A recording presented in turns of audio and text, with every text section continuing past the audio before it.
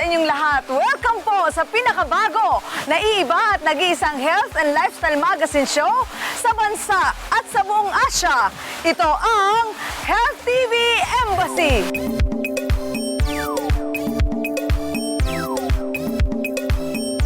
Natural treatment, holistic cleansing, one of the ways to go for healing. Detox, toxins is a flushing, natural method is now the in thing. Kung malinis ang bituka, lilinis ang dugo. Kung malinis ang dugo, healthy ka sigurado. PESOS ang target dito, yan ang gagamutin sa bawat tao. Physical, emotional, social, occupational, don't forget they heal the spiritual. Always remember that health is wealth. Health TV Embassy, your passport to good health. At para makumpleto na po ang wellness ng bayan ng bayan, tawagin ko na aking mga partners ngayong umaga. Doc Haris Acero, ang ating lifestyle attaché. Doc Haris, good morning. Pagwapo ka na pagwapo ha. Lalo ka na, paganda ka na paganda. Good morning, partner. Good morning sa lahat natin mga televiewers. Mapapansin niyo po na talagang blooming. At para mga bakasyonista po inyong mga hosts ngayong umagang ito. Ito naman, ang ating wellness diplomat, Doc Leah. Kumusta ka na po? Ikaw naman, patuloy na nakikita kong blooming din, ha? Yes. At pa-sexy ng pa-sexy. Yes. Yes na lang. What's up, Doc? Magandang umaga, Aida and Doc Harris. At napakagandang umaga ho sa lahat ng ating televiewers sa napakagandang palabas namin ngayon na kayo ninyong pinanonood ang ating Health TV Embassy. Yes. Actually, Aloha! Aloha! Yung gusto ko sabihin, aloha mga televiewers. Baka akala nila, nasa Hawaii Nasa tayo. tayo. Papunta pa lang tayo. Yes. Sa mga susunod na araw, di ba? Siyempre mga partners, kailangan din mag-relax-relax din po tayo nang sagang mabawasan po ang ating mga stress. Yes, nasaan tayo ngayon? Siyempre, nasa Nasa Isdan. isdaan ng Dito sa Laguna. Sa Isdaan Laguna. Bay. Ayan, kita niyo naman po Actually, lahat pala ng yung mga guests, kailangan magganito rin. May mga garland sila, may mga sinusuot sila dyan para talaga maramdaman natin na tayo nagbabakasyon. At kailangan mag-relax. Okay, anyway, habang nagre-relax, ito po ang ating topic ngayong araw na ito. Bucket list. Bucket list? Okay, meron ba akong bucket list? Marami, pero usually kasi diba pag sinasabing bucket list daw pagdating mo na ng age na ganito, ng ganyan. Pero siguro, para sa kabuuan na lang, di ba? Parang wala nang kailangang i-discuss pa na age. Nako di ba kayo? Doc Leah, ikaw muna. Meron ka bang bucket list? bucket list ko? Well, gusto kong maraming maitayo pa na wellness center dito sa Pilipinas.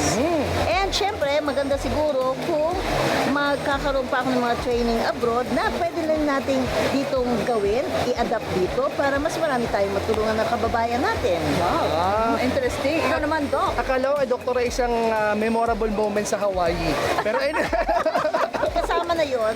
okay. Ako naman, syempre, bucket list po, syempre po, talaga patuloy namin kayo mapagserbisyuhan. Mabigyan po ng mga kaalaman po at mas tumagal po ang ating programa para makatulong po kami sa lahat po ng mga nangangailangan po. At syempre naman mga partners, good health sa ating tatlo lagi. Yes. At makapagbiyahe, yun ang isa sa mga bucket list natin. Makapagbiyahe. Biyahe, Oo syempre. naman. Kasama na siya. Aba, ako rin. Gusto ko rin makapagbiyahe. Gusto ko nang matikman yung iba't ibang, sabi nga nila, local at international cuisine sa buong mundo, di ba? Pero alam mo, kaya lang pagka pinag-usapan yung cuisines, di ba? Ano yung pagkain niya, nakakataba. Pero syempre, kailangan sasabayan mo yan ng konting diet. At syempre, yun nga, yung detoxification, etc. Di ba? Di ba, Doc? Tamang lifestyle lang yan. Yes. At ganun ba yun? Kasama na syempre diet. Tapos, pagkatapos mo kumain ng marami, kailangan nagde-detoxify ka. Kasi Yes. malaking tulong yun para i-maintain yung health mo. Correct. O, mukhang ganun nga. At syempre, no, ito naman mga partners, so, isa sa mga bucket list natin, syempre for sure, no, ay ang makapagpakonsulta tayo sa mga eksperto pagdating, of course, sa fitness. No, sa fitness instructor po ang gusto natin makausap at may tanong kung ano ba yung mga dapat natin gawin para mas lumakas, mas maging healthy ang ating pangatawan. Syempre, partner, no, tatanungin natin mamaya si Coach Jim Saret. Jim Saret, yes. Ikaw, in charge ka sa pagtatanong, partner. Ikaw muna. Ikaw na, sige na. Ayan, sige, simulan na po natin ang dagdag pang kalaman na ibibigay namin sa inyo. Kakusapin na po natin ang fitness expert na si Coach Jim Saret. O yan, happy healthy morning, Coach Jim. Happy healthy morning, Miss Aida. Eto po, simulan ko na ang pagtatanong po sa inyo. Gaano po kahalaga ang exercise sa ating katawan o sa isang tao? Marami po bang mga benepisyong pwedeng mapakinabangan dito ang isang individual? Okay, so ang pag-exercise talagang napakahalagang bagay ito sa ginagawa natin sa isang araw. Ang katawan kasi natin, designed yan para gumalaw. Kadalasan ginagawa natin is pasok tayo ng energy o tinatawag ng pagkain, pero hindi naman natin siya sinusunog. Pag hindi natin sinusunog yung energy na yan na pinapasok natin pag kumakain tayo, ang nangyayari, ini-store lang natin to as body fat. So ang nangyayari, habang tumatanda tayo, habang tumatagal ang panahon, palaki tayo ng palaki kasi hindi natin siya nasusunog. So ang pag-exercise, isang malaking way para sunugin tong excess energy na kukuha natin sa sobrang pagkain. Ang pangalawa naman dyan, ang exercise, pinapalakas ang katawan natin. Napakaraming parte ng katawan na talagang natutulungan dahil may kasabihan nga, use it or lose it. So napakahalaga talaga ang role na ginagampanan ng pag-exercise. Kaya lang, opo. So, paano po ba magiging fit? Kasi ang problema po kasi sa ngayon, marami sa atin pa rin mga kababayan ang tamad mag-exercise. Mas gusto pa nilang humilata, tumulog. Basically, bakit tamad ng tao mag-exercise? Number one kasi dyan yung oras. Karamihan sa atin, wala talagang oras. Pag gumagawa kami ng mga survey, ang number one reason sila ng mga tao, wala talaga silang time. So, kailangan natin turuan lahat kung paano mag-exercise kung wala kayong time. Posible ba to? Talagang posible yan. Ngayon, meron kami tinuturo na 4-minute workout. Napaka-revolutionary nitong 4-minute workout na to because in as little as 4 minutes, kaya natin magsunog ng 600 calories. Napakasimple niya gawin at kahit saan pwede mo siya gawin. So, there are a lot of ways para mag-compensate kung wala tayong oras. And siguro, pag meron tayong natutunan na katulad ng 4-minute workout, magkakaroon tayo ng encouragement ngayon o mamotivate tayo para isingit itong exercise sa ating araw. So, ano po ba ang dapat maging motivation ng isang tao para ganahan siya at talagang maobliga siya na mag-exercise sa araw-araw sa halip na maging tamad? At kumbaga, walang ginagawa, dyan lang, nakatambay lang. Okay, again, isang magandang tanong din yan. Motivation, ito ang pinaka-number one problem. Sa lahat ng tao sa buong mundo, ang hirap maging motivated. So, ano kailangan natin gawin para maging successful tayo sa ating plan or plano mag-lose ng weight o gumanda ang ating katawan o maging healthier? Number one, you have to set a goal. Kailangan realistic yan eh. So, set mo na tayo 10 pounds. Kasi pag na-lose mo na yung first 10 pounds mo, then may encourage ka na, tuloy ko na to, 12 pounds naman na next goal ko, tapos 15, tapos 20. Second, set a date. Kailangan natin ng deadline. Pag wala kasi tayong deadline, ng tendency natin, ipupush natin yan, next week na lang, bukas na lang, next month na lang, pag di na ako busy. Mali yun. Ang problema kasi sa atin, araw-araw kumakain tayo, nagpapasok tayo ng energy. Hindi natin tinatabi yun. Araw-araw kakain talaga tayo ng kakain.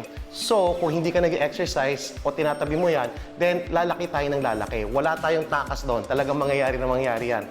So, we might as well set deadlines sa kagad as soon as possible para ma-reach natin to at para maging conscious tayo dyan. So, mga simpleng bagay lang naman to. Marami pang mga pwede gawin. Pero talagang kailangan may plan tayo. Kung baga sa bahay, meron kang blueprint na dapat sinusundan. Hindi pwedeng kahit ano na lang, o ito na lang gagawin ko yan. Kailangan isulat mo yan, kailangan sumunod ka sa goals mo, at sumunod ka sa deadline.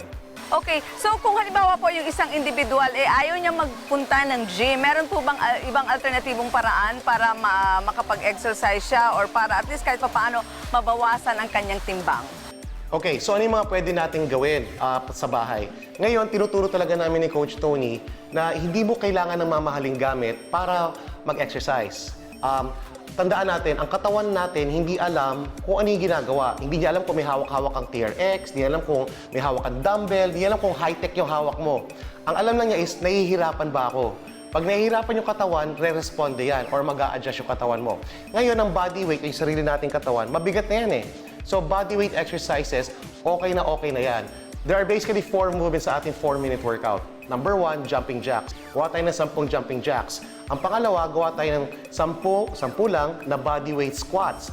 Napakasimple pero very, very effective kasi ginigising nito yung muscles ng legs at saka ng glutes natin. Lahat yan malaking body part yan. Malaking makina na malakas magsunog ng calories.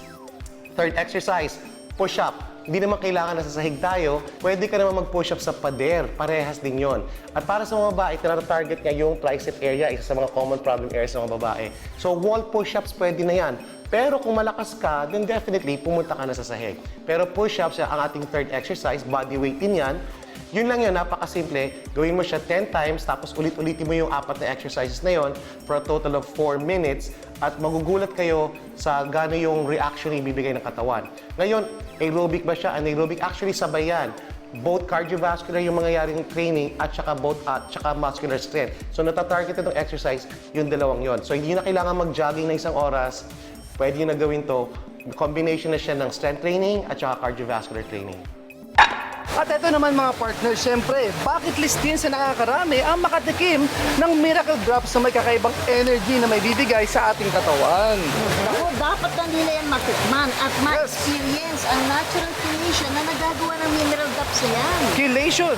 Yes, okay. So kung curious na po kayo dyan, yan po ang inyong pakatutukan sa pagbabalik ng inyong paboritong wellness tambay ng bayan, ang Health TV Embassy! Gagaling ka na, gagaling na tayo sa Health TV Embassy. Tuturuan nila tayo.